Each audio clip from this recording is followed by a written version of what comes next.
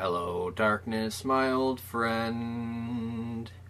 You've come to talk with me again. Sens lose 4-3 in overtime to the Vegas Golden Knights. Okay, before we get started, full disclosure, I didn't see the game. Life happens, got in the way, and I couldn't see it. So everything I'm about to say has been gathered from reading and watching highlights. But I did watch the condensed version, so I've seen the most important parts. Now, having said that, it looks like I didn't miss much, except for maybe a solid effort from Andy. But before we take a look at the game, we have to first figure out who was on the ice for the Sens last night. Mark Borowiecki's one-game suspension came to an end after the Colorado game. That meant he would return to the lineup. Boro's return meant the club could revert back to the 11 forwards 7 rotation they were using earlier in the season when they were enjoying some success. That change came at the perfect time, too, as the club was short Zach Smith, who was forced to leave the Colorado game due to injury. Smith's injury looks relatively serious as well, as he is expected to miss at least a month with what's being called a broken bone in his face. What a tough break, no pun intended, for Smith, who was putting together a real solid start to the season, especially after being the Sens' sacrificial lamb and being put on waivers before the year began. Although the news wasn't great, I have to admit, I was a little relieved. Smith was kicked in the face near the cheek, which meant that it could be a very serious eye injury. That doesn't appear to be the case, which is good news because that could have been very scary. Not only was the injury a big blow to Smith, but it was a massive blow to the team as well. Smith's injury means the Sens were without NHL centers Smith and Pajot, and the Sens couldn't call up an AHL center either, as Logan Brown, Nick Paul, and Philip Schlappick were also out of the lineup with injuries. All told, the Sens have 5 injured centers. Having that many injured centers is never a good thing, particularly on a team as young as the Sens are. So, with Boro back in, he takes the spot of Smith, and the club keeps the rest of the lineup the same, rolling 11 forwards and 7 defensemen. And with Smith, another center out of the lineup, the Sens needed to do some line juggling. Despite not wanting to put too many young players together, the Sens didn't have a choice, and were forced to move Colin White back to center, where he paired up on a line with Alex Formenton. Those two were paired up on a line with Magnus Paajarvi, and while it was nice to see Paajarvi there, I was particularly pleased to see White at center. Prior to joining the Senators, White had spent most of his life playing center, but after joining the Sens seemed to play most of his time on the wing.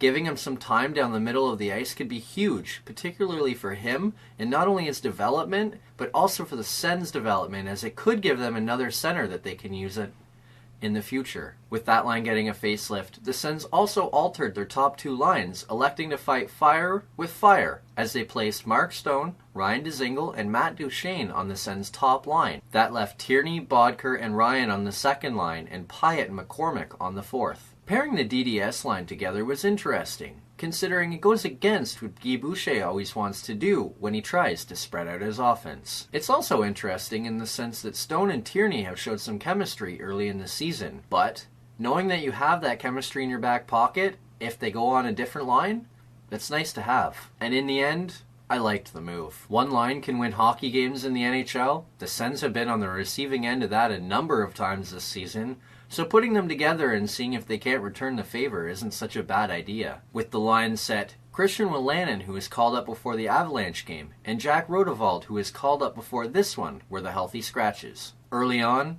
it looked like Guy Boucher's line juggling would work out, as the Sens got on the board first. Guess who? Matt Duchene! MD95 picks up a Cody Ceci point shot and fires home the rebound to give the Sens the 1-0 lead. That was another nice play by Duchene.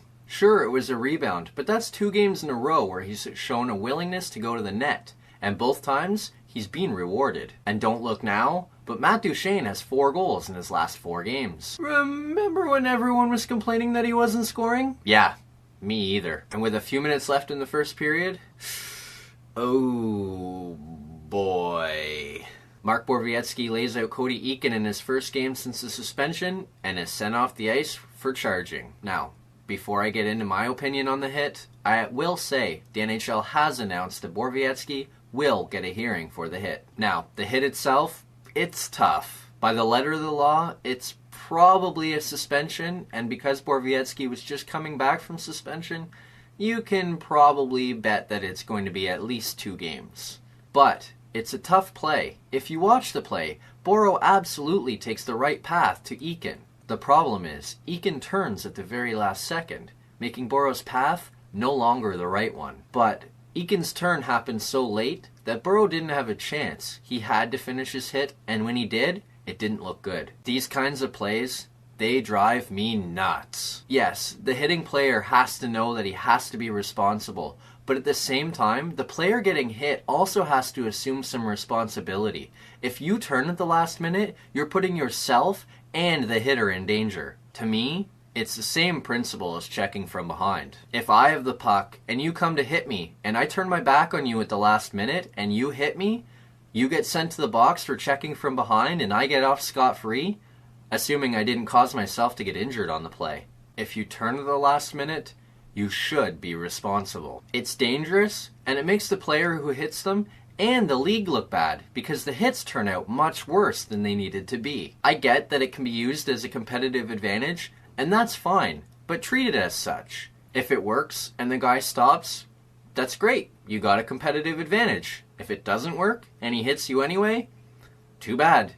You made the decision, you can live with the consequences. Now, if the guy just straight up runs him from behind with his numbers showing the whole time, that's a different story. Regardless of what I think, Boro was slapped with a 5-minute major for charging and a game misconduct. He also picked up a 5-minute fighting major on the play after fighting John Merrill, who stepped up for Cody Eakin. Merrill was handed a 5-minute fighting major and a 2-minute instigating minor, meaning the teams played 2 minutes of 4-on-4 before the Golden Knights had a 3-minute power play. Amazingly, the Knights did not score, and the Sens went into the first intermission with a 1-0 lead. Remember when I said the Sens elected to dress 11 forwards and 7 defensemen? Well, thank goodness they did, because with the Boro ejection, the Sens still had 6 defensemen on the bench, and they were able to roll their defensemen like they would in a traditional lineup. Almost midway through the second, Sens to the power play. Stone at the top of the circle. He fires a shot that misses wide. Luckily, Ryan picks up the rebound, and with everybody on the Knights not able to react in time, Ryan fires it in the empty net, and the Sens lead is 2-0. It was a bit of a lucky goal, but again, it was nice to see the Sens going to the net. And, quite truthfully, it's 2-0. I'll take it any way we can get it. But then with about 5 minutes left in the second period,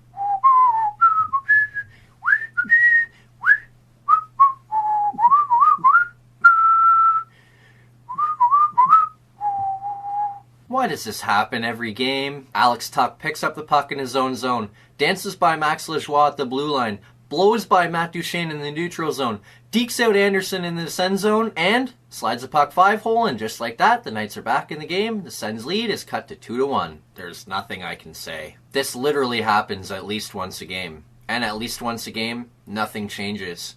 So for today, I'm just going to let it slide. Just get to the intermission with the lead. But not even a minute and a half later, Chris Weidman is sent to the box for interference. And with seconds left on the power play, Ryan Reeves bangs home a rebound. And surprise, surprise, the Sens give up a late goal and completely hand away momentum before the intermission. How irritating. Not only was it the third game in a row that they did the exact same thing, but it was Ryan Reeves. Yes, he's a big guy, and yes, he scored from in front of the net, but apparently his skills mean that you don't even need to cover him? How are his skills now? Tough guy or not? Cover the front of the net! Just under 8 minutes into the third, Sens to the power play. Chabot sends a pass to Weidman. He sends a slick feed cross ice to Ryan Dzingel, who one-times it by Marc-Andre Fleury to give the Sens the lead back, 3-2. What a feed from Weidman. And just what we needed to see, too. After some ugly play in the third period in the last 2 games, it was nice to see this team actually push back in this one. And it was extra nice to see the power play going to work. Big time goal has the Sens back in front early in the third period. Let's go, boys! You got the lead, bring her home! But the Knights win the face-off, march down the ice, and score 18 seconds later to tie the game back up.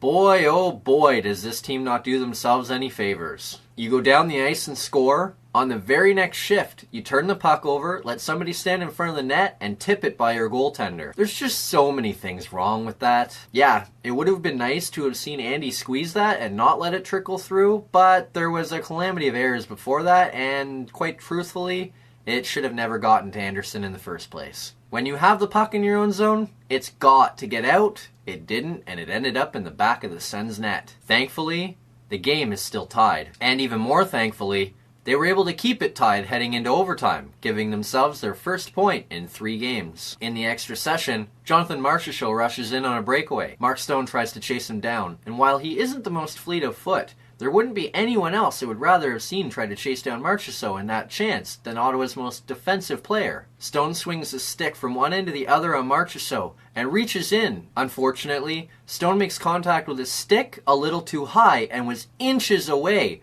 from lifting his stick instead of hooking it. Unfortunately, those issues only matter in horseshoes and hand grenades.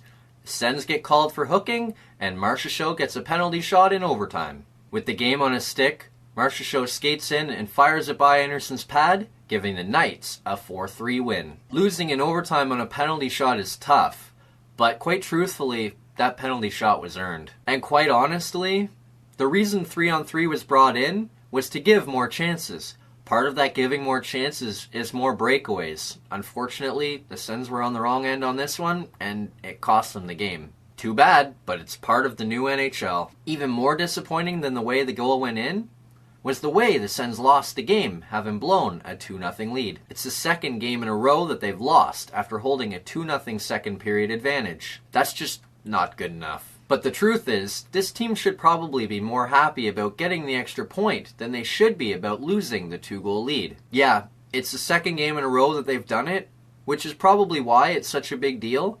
But the truth is, they didn't really actually look to be in this hockey game. It looked more like a team that was trying to survive than it did a team that was trying to win. The Sens finished the game being outshot 53-22. Add in the blocked shots, and the Sens were outshot by the Knights 82-32. That's hardly a recipe for success. And of course, as it seems to be every time the Sens play someone, offense was a big factor for the Knights. Yes, they only managed 4 goals, but the 53 shots they fired at Craig Anderson, that was a new franchise record. Yeah, the Knights are only a year and a bit old, but it sure did seem fitting to be able to set that new record against this Sens team. Fortunately, they were able to at least manage the other team's best players. Marchessault's lone point came on the overtime winner, and William Karlsson, he was held scoreless. Progress. Now, the good news. I've talked about this a few times this season, and while they got away from it big time against both the Bruins and the Avalanche, they were able to get it back against the Knights.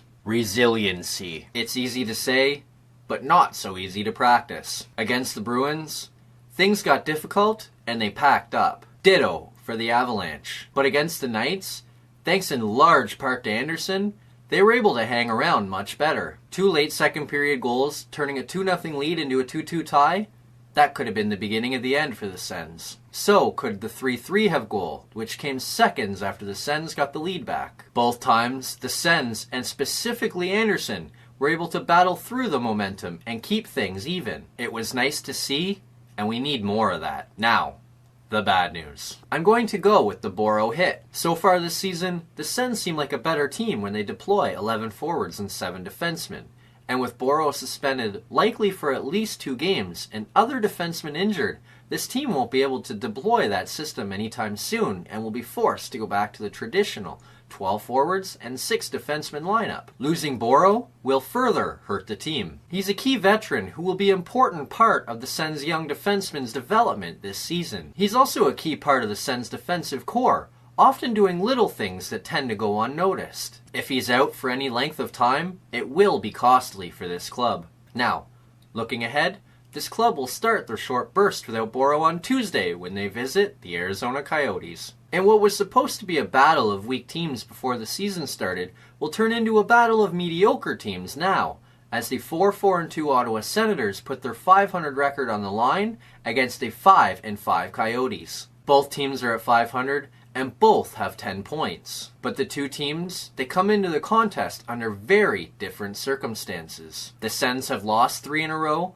while the Coyotes come in having won 3 in a row, including a 7-1 destruction of the NHL's top team, the Tampa Bay Lightning, on Saturday night. During that 3-game run, the Coyotes have outscored the opposition 15-3 as well, so the Sens will have to bring their A-game if they hope to keep pace with the Coyotes team that looks to be turning the corner. It's a late start, so the Sens will have plenty of time to find their A-game. No excuses. See ya Tuesday night.